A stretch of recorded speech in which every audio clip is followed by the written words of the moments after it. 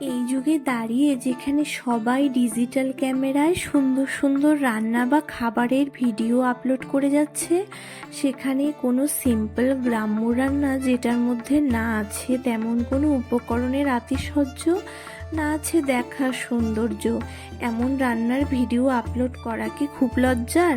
তবে আজ আমি নির্লজ্জ হয়ে এই দইলার ভিডিওটি আপলোড করলাম।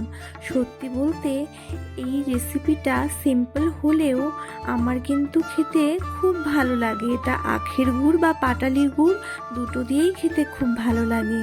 এটা রান্নার জন্য শুধু চালের গুঁড়ো, অল্প পরিমাণ নুন আর জল দিয়ে ভালো করে মেখে দলা পাকিয়ে একটা উনানের উপরে নিচে গামলায় জল বসিয়ে তার উপরে ছিদ্রযুক্ত কোনো গামলা থাকলে তাতে দিয়ে, অথবা না থাকলে কোনো হাঁড়িতে জল দিয়ে মুখে পাতলা কাপড় বেঁধেও দইলাগুলো দিয়ে 15 থেকে 20 মিনিট ঢেকে সেদ্ধ করলেই কিন্তু এই রেসিপিটা তৈরি হয়ে যায়। আর এই সিম্পল খাবারটা খেতেও খুব ভালো লাগে।